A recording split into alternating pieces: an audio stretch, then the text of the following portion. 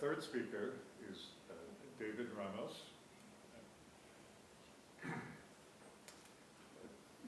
He is a journalist. He's the Mexico City bureau chief for the Catholic ACI Prensa news agency that extends across Latin America. Please welcome David.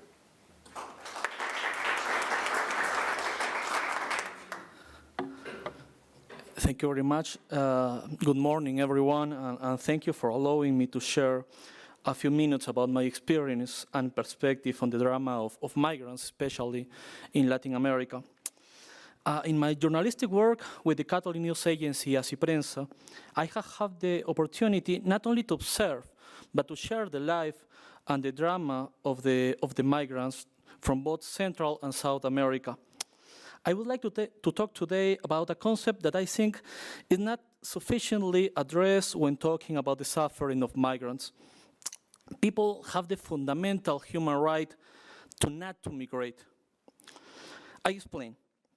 When we talk about migrants and their suffering, it is common in the political environment and, of course, in the media to talk about the importance of welcoming migrants. And this is not wrong. Pope Francis proposed in his message on the occasion of the 2017 World Migrant and Refugee Day to welcome, to protect, to promote, and to integrate the migrants. These are key verbs, these four verbs, these are key verbs to serve migrants. But certainly, sometimes it seems that our perspective is that the migrant reaches a dream when he had to leave everything, when he arrives in another country, I'm sorry. But it's not exactly like that. In principle, we are talking about people who had to leave everything. They had to leave their families, their daily lives, their culture, their language. And they don't do it with pleasure. They don't do it with a smile. Yes, with hope. But the majority of migrants fleeing poverty or violence do not seek to reach this beautiful country because it has been their childhood dream, but because it promises to be the best solution to the nightmare in which they live. In this way, Father Patrick Murphy, a Calabrian priest who is in charge of a migrant assistance house in Tijuana, in northern Mexico, recently made me think. He told me that Blessed Juan Bautista Scalabrini, their founder, he's considered the father of migrants, defended the human right not to migrate. We all deserve the opportunity to be happy and full people, spiritually and materially, in the country we were born, with our culture, along with our loved ones. For me, the migrant issue was not so clear until I traveled to El Salvador in 2015 on the occasion of the beatification of the martyr Archbishop of San Salvador, Oscar Arnulfo Romero. I must admit that, in fact, I was quite ignorant about the migrant issue. But while doing my journalistic work on the preparations for this great celebration for the now San Oscar Romero, I ran into a young man in his 20s, Juan. Juan had succeeded in entering the United States and undocumented until his luck ran out. He had crossed Guatemala and all of Mexico. He evaded the Mexican federals, which he told me are the toughest, and entered through the Arizona desert until he reached Phoenix. And he lived well for a while. But one day a policeman stopped him while driving. He asked for documents, and it was all over. He spent months. He told me, from prison to prison in the United States until he was finally deported. Months. But at the time we met, he was raising money to try to get into the United States again. It was worth it, he said. Worth it? Run the risk of being arrested again and spending months in jail again and being deported again?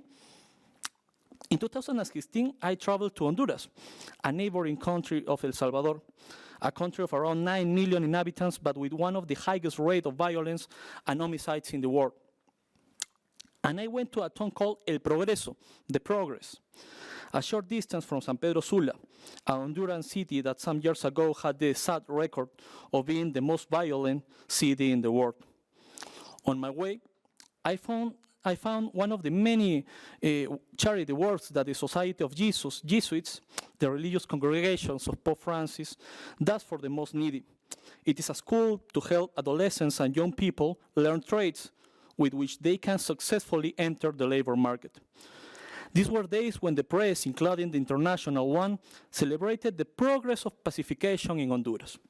A publication on the social networks of some major US media highlighted how an area near San Pedro Sula that had been the scene of kidnappings, torture, rapes, and of course murders, was now a recovered area. A teacher from the Jesuit school made clear to me his distrust of these reports, that they are staging for the press, he said. As far as the reflectors and the police go, everything is as it was before, he said. He then displayed a series of horror stories, such as that of minors, his students, forced by their relatives to protect their drug trafficking business armed. This is a world in which the authorities mean nothing, and if anything, they were servants of the crime. No one is going to report the drug dealer who lives near the house, because he knows that after the police simulate the arrest, he will notify the criminals about who made the complaint. A society in which death is the order of the day, and it permits the families. My daughter, said this teacher, plays to the news, and when they give the news, they count the murders. How do you live like this? I asked. One learns to cope with it, or goes crazy, or just lives. In 2017, Pope Francis went to Colombia. In the agency in Así Prensa, of course we covered his trip, and I had to go to Bogotá and Medellín. But the migration crisis on the border with Venezuela had intensified. So I went to Cúcuta, the last Colombian corner before arriving in territory controlled by Nicolás Maduro. There, standing on the Simón Bolívar Bridge, one of the most used by Venezuelans to leave their homeland, I saw the faces of the tragedy.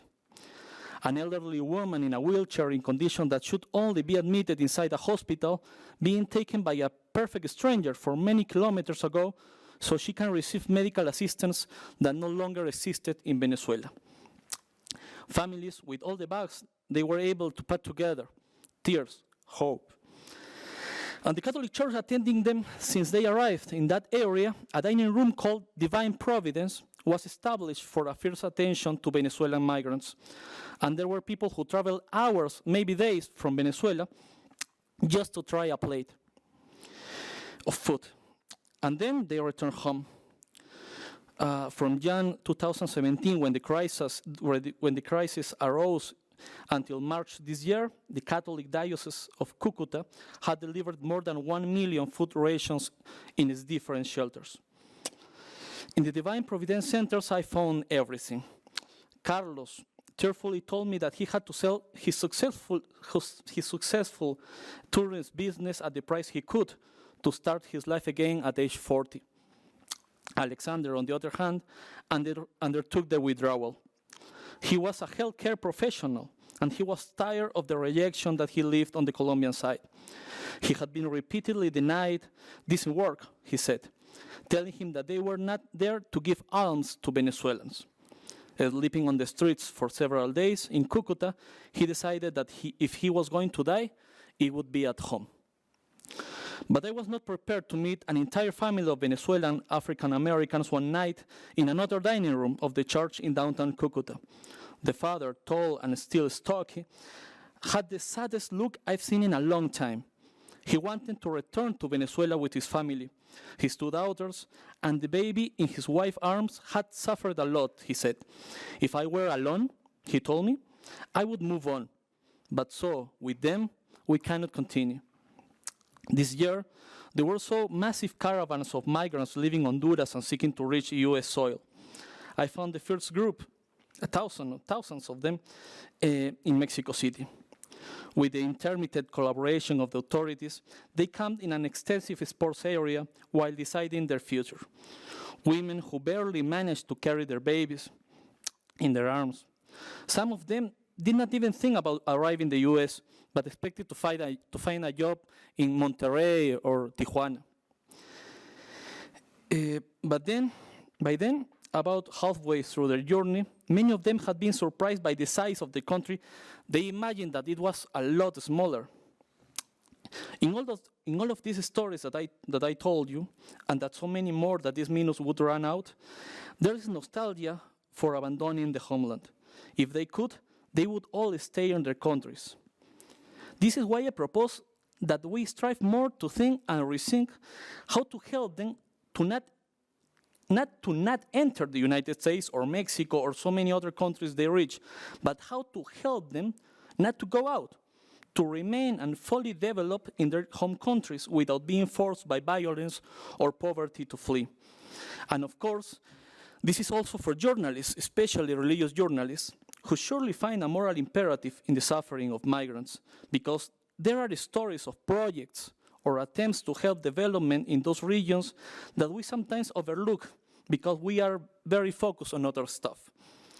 Personally, I confess, I don't have right now the answers or solutions at hand. I would like to, but as we say in Latin America, I pass the ball. Thank you very much.